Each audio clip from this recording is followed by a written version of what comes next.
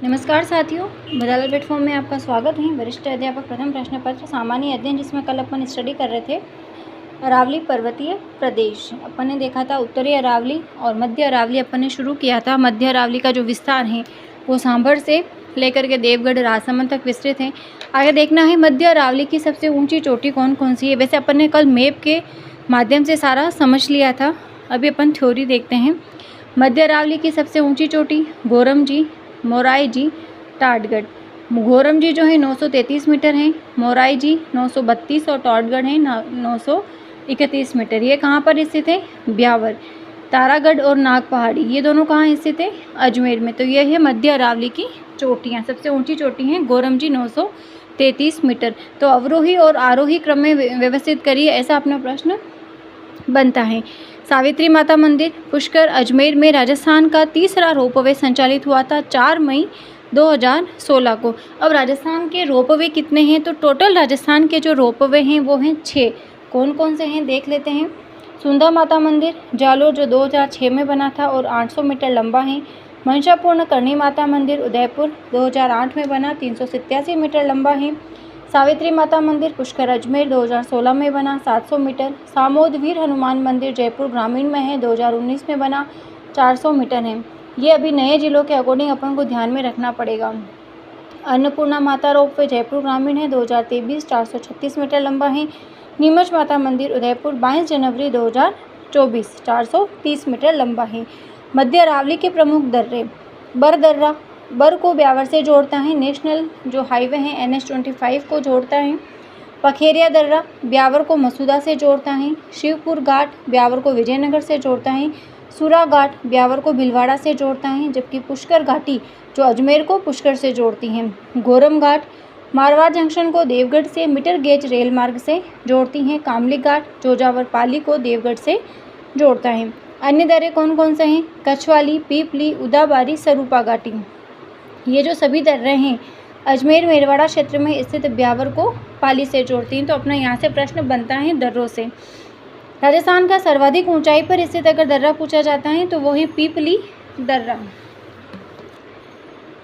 राजस्थान में अरावली का न्यूनतम विस्तार कहाँ पर है? अजमेर में, जबकि अरावली का सर्वाधिक विस्तार है उदयपुर में।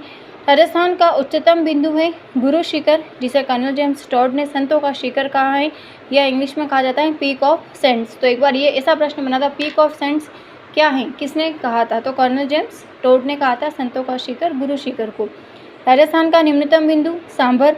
राजस्थान में अरावली का निम्नतम बिंदु है पुष्कर घाटी। राजस्थान का निम्नतम बिंदु सांभर है, अरावली का निम्नतम बिंदु पुष्कर घाटी है। तो ये अपन ने क्या देखा है मध्य अरावली के बारे में।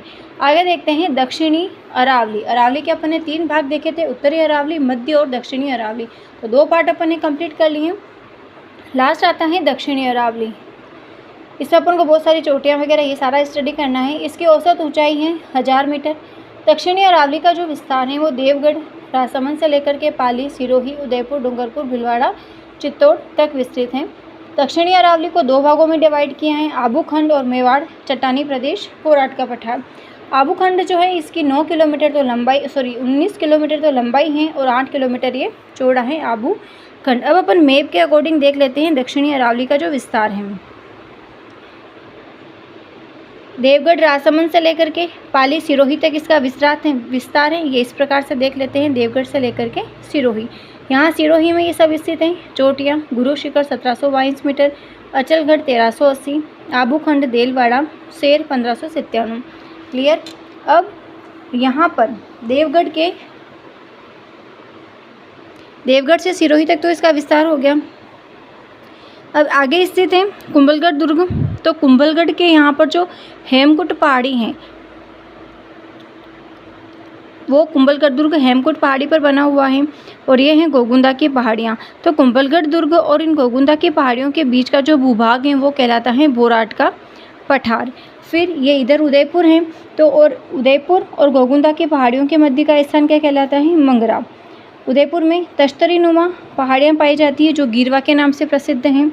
इधर है उदयपुर में झरगा की पहाड़ियाँ, उदयपुर में 1431 मीटर इसकी ऊंचाई है। और फिर ये रागा की पहाड़ियाँ हैं सिरोही।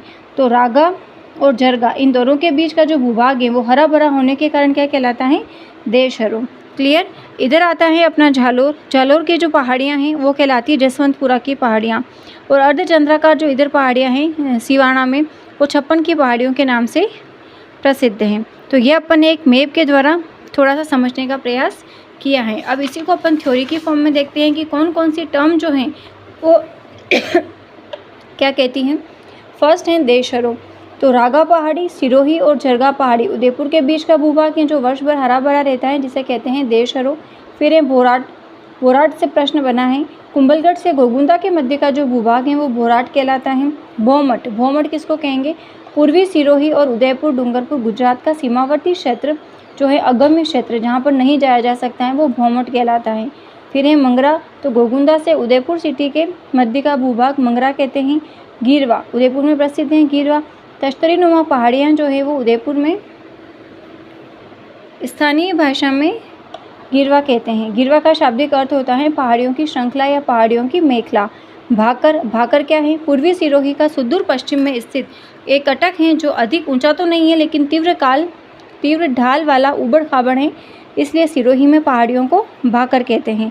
जसवंतपुरा की पहाड़ियाँ झालोर में स्थित हैं और ये जो बड़ा पहाड़ी हैं वो श्रृंखला अरावली का भाग नहीं है, परंतु इसका जो शिष्ट है वो दक्षिण अरावली पर टिका हुआ है।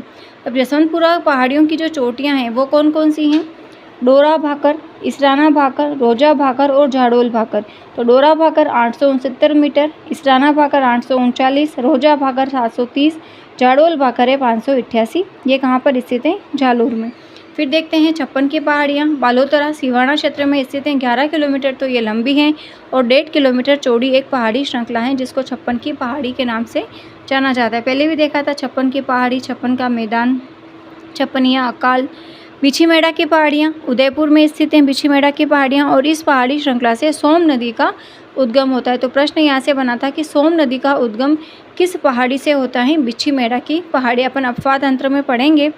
बासंदरा की पहाड़ियाँ उदयपुर। इस पहाड़ी पर सज्जनगढ़ दुर्ग स्थित है। उदयपुर में स्थित है सज्जनगढ़ दुर्ग, जो उदयपुर की सुंदरता को बहुत ही बढ़ाता है।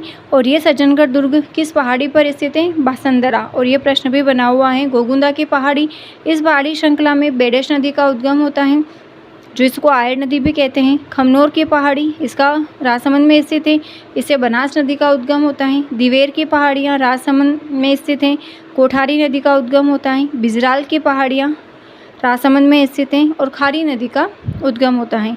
तो एक अपन ने मोटा मोटा देखा है जो दक्षिणी अरावली हैं उसके बारे में। इसके बारे में आगे की स्टडी कल करेंगे, तो मिलते हैं कल की क्लास में। Thank you.